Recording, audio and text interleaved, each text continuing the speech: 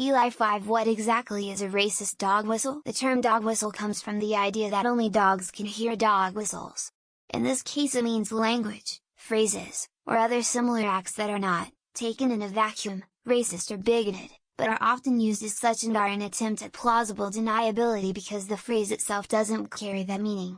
Thugs or criminals is a pretty common one, trying to make an association with people of color, but using veiled language that makes it hard to argue directly. Another favorite of bigots is globalists, as basically shorthand for Jewish people. Mostly it is signaling to other racists about an issue that they are supporting them or want their support. But they know they are in the minority because they know the position is unpopular. Usually because it involves them being assholes to others, so they hide behind enough of a cryptic statement to keep the surface level appearance to not raise any obvious alarm bells. Protecting traditional marriage, making gay marriage illegal. On the surface it seems reasonable, but everyone knows what they really mean is they don't want gay people to have that right. In addition to what other people have said, it's called a dog whistle because dogs can hear higher pitched sound than most humans, so a dog whistle, a whistle whose purpose it is to command a dog, is largely inaudible to humans while still able to be heard by dogs. So it's a racist dog whistle because it's inaudible to most people while still being heard loud and clear by racists. I hope that context makes it make a bit more sense why coded language that sound innocuous unless you're in the know but is actually racist is called a dog whistle. There's a second type of racist dog whistle not mentioned. It's when somebody says something that seems innocuous except to people of a certain race.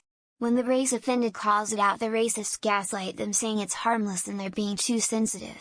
This is basically what all the fuss about Confederate flags and statues has been about. If you look at the history behind them, they weren't about showing history or preserving culture, they were about warning black people that the people here supported slavery are still in power today. A dog whistle in politics is a phrase that only a certain group will understand the message of, but to most others it won't mean much. Such phrases are a way to make controversial statements without most people realizing. The archetypal example was the Nixon campaign's focus on law and order. Given that the disorder he was implicitly referring to was the unrest of the civil rights movement, it's quite clear that the message was, "I'll fight the civil rights activists." Saying that directly would have, of course, been deeply unpopular. Language that seems innocuous but to a certain part of the audience will be understood as something more sinister. For example, someone might refer to the people who control the media, and the general audience knows that there are people high up in media with influence, but this could also be a nod to far-right anti-Semitic conspiracies. Obviously that example would fall victim of being really hard to tell when someone is dog whistling and when they're simply taking a dig at someone like Rupert Murdoch, but that's sort of the point. A kind of doublespeak for a message that is loud and clear to a specific audience while also being carefully worded enough to deny the racial implications. If you want an example of a racist dog whistle in real life, the next time some Reddit post shows up about the topic of race, check out the comments section to see all of the ways Redditors make comments and criticisms that clearly have racist implications, but are worded in such a way that it will not get them banned from the subreddit. They do it all the time. Dog whistle is a term meant to be a hidden message that can be read between the lines for followers or believers to subtly interpret without openly making a bigoted statement.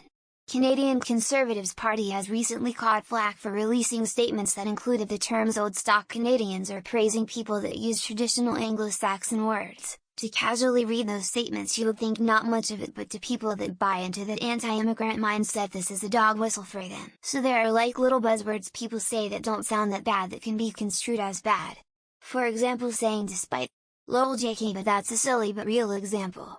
So you hear one word. Despite. And you're not racist, so you're like Lamau despite what? Well, despite only making up 13 of the population, African Americans commit 50 of the violent crimes. It's a statistic used to show that blacks are inherently more violent than whites.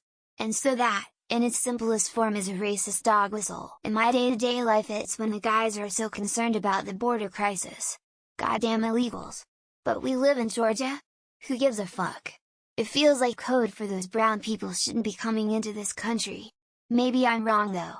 Edit: I don't give a shit about immigration. I care about inflation. I care about abortion. I care about climate change. Those are the issues I vote based on. Who gives a fuck about illegals? Look at Florida's crops dying on the vine. Lamau. You get what you vote for. It's a word conservatives use instead of the N-word, but they mean the N-word. Trump's favorites were thugs during the BLM riots and motherfuckers during the NFL protests. Liberals aren't without fault though, they call whites racist over the smallest things, like not wanting to color wash parts in movies the same way we learned not to whitewash things. Big double standard that undermines all of their progressive efforts by pissing off white Democrats like me. An actual dog whistle can only be heard by dogs, so a racist dog whistle is messaging intended only to be recognized by racists and go unnoticed by general audience of whatever that dog whistle is included in.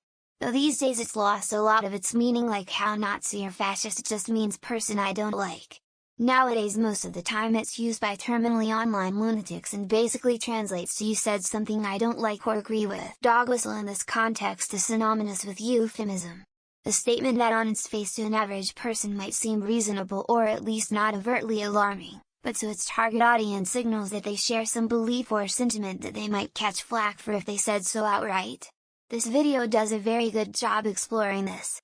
The death of a euphemism. An example is saying things like urban or thug in a context where they're actually just referring to black people. This city is getting too urban and something needs to be done about all these thugs. If the person saying this is a known racist, then another racist will know exactly what they mean, but at the same time they will usually deny that it's related to race if confronted. It's a way of saying something derogatory in a covert manner about a certain group. It is usually done in a way that the target audience will understand the meaning, but most people don't.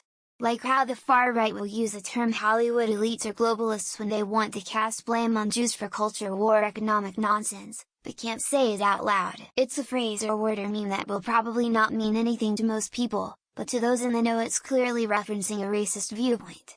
An example is posting about Bernie Sanders.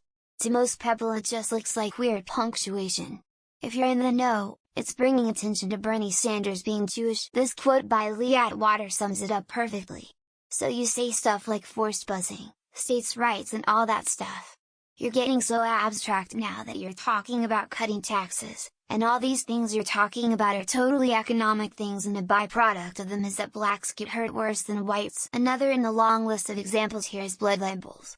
QAnon supporters talk about Democrats drinking the blood of children. To most this sounds silly, but this is in fact an anti-Semitic dog whistle, an accusation originally made by the Nazis against the Jews that Jews were drinking the blood of non-Jewish children. It used to be a phrase that people would use to signify they agreed with the racists without being overtly racist. I don't want my kids growing up in an urban jungle. Super predators. Now it is a way for people who engage in things like racism of low expectations to call other people racists. When people say things that boil down to "I have a problem with race, who's with me?" without outright saying that. They want people to give them the benefit of doubt that they weren't actually trying to be racist so they can deny it but continue to assert their whack ideas. It's about plausible deniability. We don't want those people in our neighborhood means we don't want minorities here. But when questioned, the speaker says, "Oh, I just meant criminals or gang members." My takeaway from these comments is that every English word and every number is racist. Looks like Viking runes may be in the clear. But there's that whole origin of slave thing. It's supposed to mean a phrase only in the know will understand. In practice it's an accusation thrown around to shut someone down without actually addressing their arguments. It used to have a clear meaning. But now it's whatever the left wants it to be in order to paint anyone right or center as racists. Including black and Hispanic people. It used to have a clear meaning. But now it's whatever the left wants it to be in order to paint anyone right or center as racists. Including black and Hispanic people. A dog whistle is a whistle that, when blown, can only be heard by dogs. A racist dog whistle is a symbol, when seen, is only recognized by other racists. It's a term used to police what thoughts are acceptable. Often labeling someone as racist is more effective than discrediting their argument directly. "Hey, you're one of those people, ain't ya, son?" Whatever you thought while reading the above is pretty much the definition.